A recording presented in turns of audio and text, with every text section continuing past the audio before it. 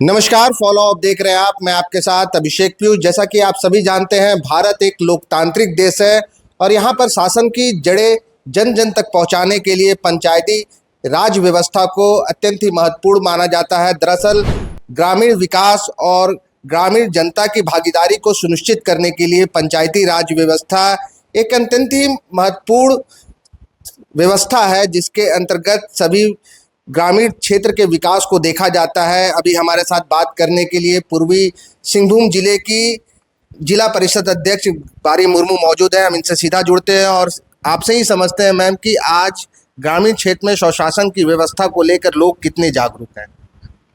सबसे पहले मेरे जितना भी हमको लाइव में देख रहे हैं सभी को मेरा हार्दिक जोहार। आज पूरे राष्ट्रीय पंचायत दिवस के शुभ अवसर पर पंचायत स्तर तक सभी सचिवालय में पंचायत राज दिवस मनाया जा रहा है।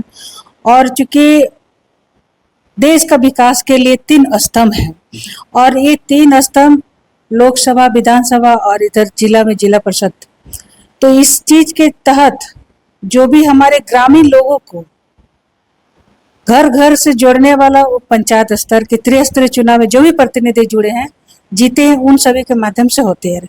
और गांव में जो हमारे वार्ड मेंबर है और वो सीधी तरह से 500 में जो एक वार्ड मेंबर होती है, वो हमारे ग्राम सभा के अंतर्गत जो भी पंचायत को विकास करने के लिए हमारे ग्राम सभा होती है, उस ग्राम सभा में अपने पंचायत में किस प्रकार का योजना को हम लागू करें, युवा लोग के लिए और बुजुर्ग लोग के लिए, जो बच्चे पढ़े लिखे नहीं उनके लिए, सभी प्रकार को लोग चयन करके ग्राम सभा के माध्यम से पंचायत को चयन करके योजना देते हैं और उसको धरातल पे उतारने के लिए हम जिला परिषद चेयरमैन होने के नाते हमारे उपायुक्त महोदय के साथ मिल के समन्वय स्थापित करके हम लोग जिला को विकास के लिए आगे हम लोग काम करते हैं। मैम, एक सवाल कि झारखंड 6ठी अनुसूची वाला क्षेत्र है, यहाँ पर पंचायती राज व्यवस्था होने से ग्रामीण विकास में कितना फर्क पड़ा है? देखिए, बहुत फर्क पड़ा है, क्योंकि गांव में अपना राज, अबुआ राज, अभी सरकार जो हमारी बनी है उसमें अबुआ राज्य में अबुआ सरकार अबुआ लोगों के माध्यम से बना है और ये पंचायत व्यवस्था पूरी तरह उनके ऊपर निर्भर करता है। अपने गांव में किस प्रकार का हम कौन सा योजना को लागू करेंगे, वो अपने स्वयं उसको चिन्हित करते हैं और उस योजना को लागू करने का उसका अधिकार है। इसलिए और उस तरह से गांव में काम भी हो रहा है, सभी जनप्रतिनिधि लोग काम कर रहे हैं, इसलिए अच्छा हमारे गांव में विकास हो रहा है और पूरी तरह से असरदार दिख रहा है पंचायत। क्या आज जो पंचायती राज व्यवस्था है ये गांव के हर अंतिम व्यक्ति तक पहुंच रही है? जी, ये पूरी तरह अंतिम व्यक्ति तक पहुंच रही है। स्वास्थ्य को देखिए, आपका शिक्षा को लेके देखिए, सभी प्रकार का विकास को लेके सभी प्रकार का अंतिम व्यक्ति तक पहुंच रही है। और हम लोग इस कार्य को और आगे बढ़ाने के लिए आज जो हम लोग संकल्प लिए हैं, आने वाले दिन में हमारे जिला को और अवलोकन करने के लिए जो हम लोग अच्छा कार्य करेंगे और पहुंचाने का पूरी प्रयास करेंगे। देश के कई राज्यों में पंचायतों को मॉडल पंचायत में विकसित करने की प्रक्रिया जो है ये भी चल रही है। क्या झारखंड को इसमें देखा जा रहा है या आप क्या देख रही हैं? जी, हमारे झारखंड में भी पूरी तरह से मॉडल पंचायत को चिन्हित किया गया। भी कई पंचायत हमारे मॉडल घोषित भी हुई है। हमारे पंचायत प्रतिनिधि बहुत अच्छा से कार्य कर रहे हैं और वो भी सम्मानित हुए हैं। मैम, एक सवाल और कि विधायक, सांसद और जो पंचायत जनप्रतिनिधि होते हैं, इन सभी का कार्यकाल जो है ये 5-5 साल की अवधि का होता है। लेकिन एक चीज देखा जाता है कि जो विधायक होते हैं, सांसद होते हैं, इनका जो पेमेंट होता है, जो इन्हें तनख्वाह दी जाती है सरकार की ओर से, ये पंचायत जनप्रतिनिधि से कई अधिक होता है। दूसरी एक चीज की जो विधायक और सांसद होते हैं, इन्हें जो है एक पेंशन निर्धारित हो जाता है और ये पेंशन जो है आजीवन इनके साथ चलता है। लेकिन जो पंचायत जनप्रतिनिधि होते हैं इनके साथ ऐसा नहीं होता है। इसे आप कैसे देखती हैं? बहुत अच्छा सवाल आपने हमको पूछे, क्योंकि इस विषय को ले हमारे सदस्य भी हमारे पास इस मांग को रखते हैं। और निश्चित रूप से चूंकि जो हमारे पंचायत के प्रतिनिधि वो विधायक से ज्यादा पंचायत प्रतिनिधि के पास जनता पहुंचते हैं और कार्य के लिए वो लोग विधायक सांसद से ज्यादा हमारे पंचायत प्रतिनिधि कार्य करते हैं, मगर उसके तहत उनको सम्मानित जो अभी बोले उनके जो मानदेय हमारे को बहुत कम मिल रहा है। इसको हम मुख्यमंत्री से भी बात को रखेंगे, क्योंकि मांग है अगर उनको एक सम्मानजनक मिलना चाहिए ताकि उनको काम करने में और इच्छा जागरूक हो। मैम एक सवाल है कि जो विधायक सांसद या पंचायत जनप्रतिनिधि इन सभी का काम एक समान होता है, लेकिन सरकार के द्वारा एक तरह से देखा जाए तो इसे भेदभाव ही कहेंगे, एक जनप्रतिनिधि के साथ भेदभाव का रवैया अपनाया जा रहा है। इसे मतलब इस पर आप क्या कहेंगे, सरकार से क्या मांग रखना चाहती हैं? हम सरकार से मांग रख रहे हैं ताकि हमारे सभी लोग चुन के आते हैं और जब चुनाव जो भी व्यक्ति लड़ते हैं तो बहुत सारा जनता के बीच में कुछ वादा करते हैं कि हम जीतेंगे तो हम कार्य करेंगे, और उस वादा के तहत हमारे जो जनप्रतिनिधि हैं जब कार्य नहीं कर पाते तो अपने आप में उनको लगता है कि हम उपेक्षित हो रहे हैं।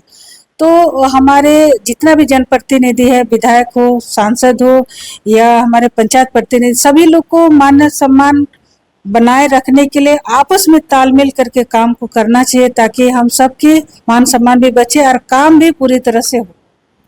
गाँव को सशक्त करने के लिए या यूं कहे कि और सशक्त करने के लिए आपकी भविष्य की क्या कार्य योजना है?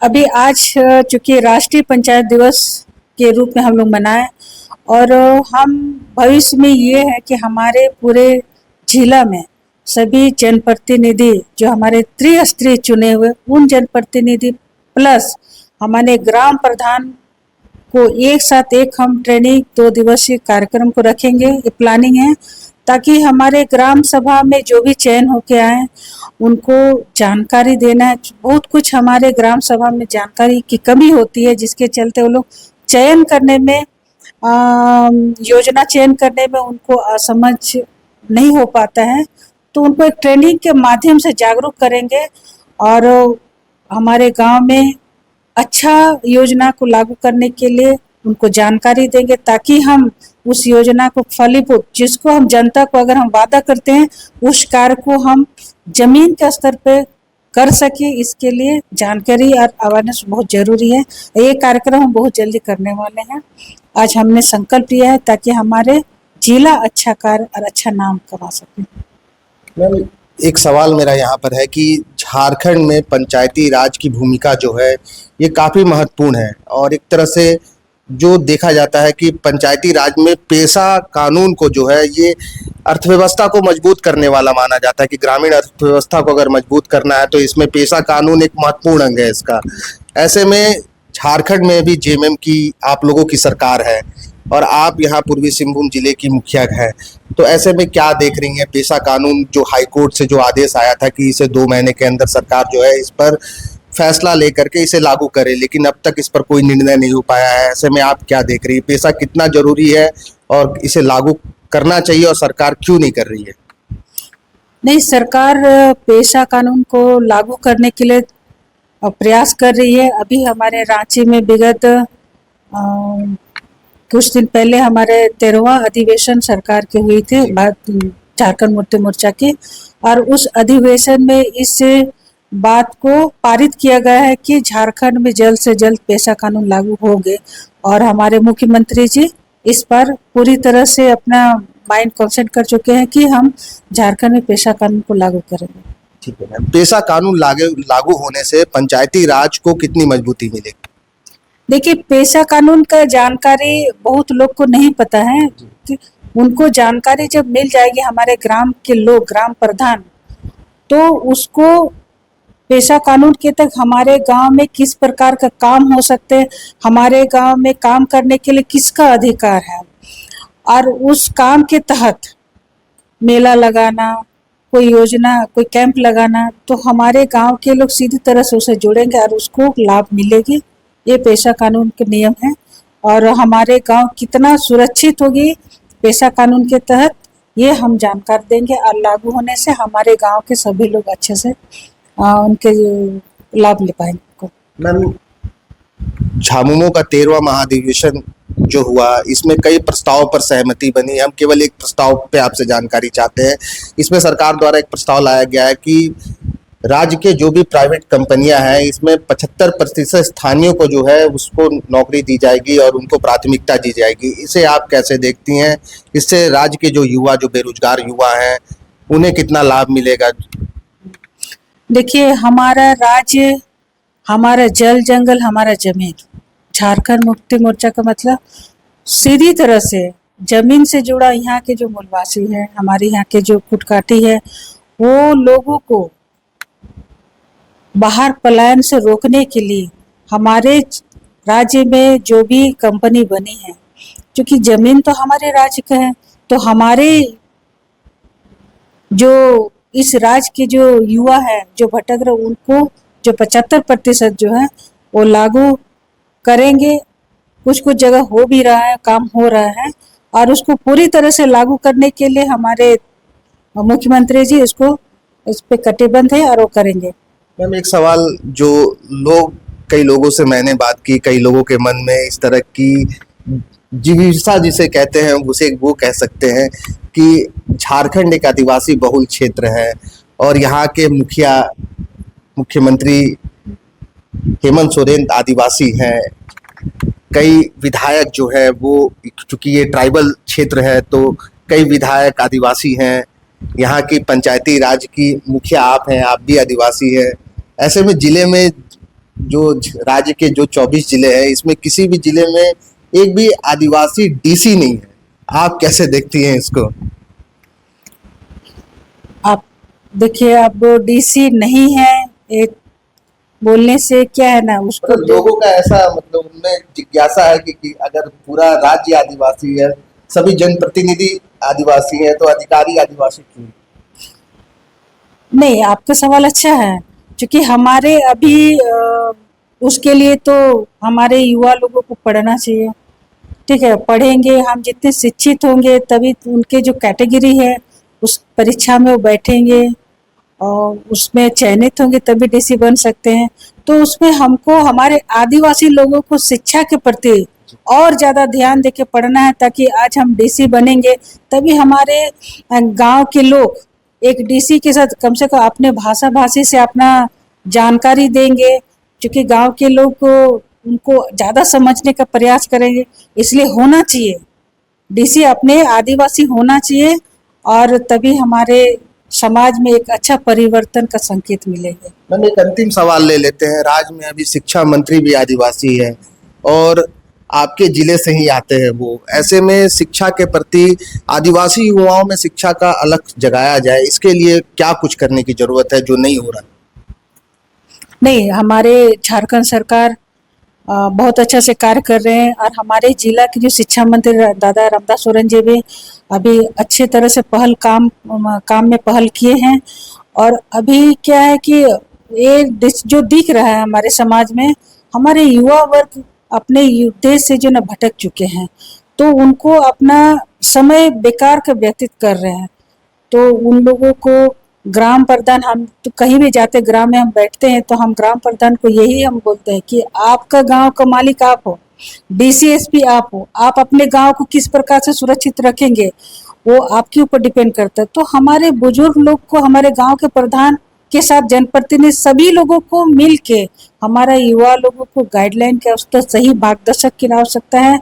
अगर कोई बच्चा रास्ता से भटक रहा है तो उनको उस रास्ते से मना करने की आवश्यकता है, ताकि हम अपने समाज के बच्चे को जितना सुरक्षित में रखेंगे तभी हमारे समाज आगे बढ़ सकती है। और इसके लिए हमारे युवा वर्ग, बोलते हैं ना, युवा वर्ग, जिस समाज का युवा जिस ओर जाते हैं उसका समाज उस ओर जाते हैं। तो हमारे विशेषकर मेरा आग्रह रहेगा युवा वर्गों को कि आप अपने समाज को, एक बहुत जिम्मेदारी पर्सन है, इसलिए अपने समाज को शिक्षा से जोड़ के रखना है और अपने समाज को शिक्षित करने की आवश्यकता है। ग्रामीण क्षेत्र की जो भी व्यवस्था है वो आपके कंधों पर है एक तरह से।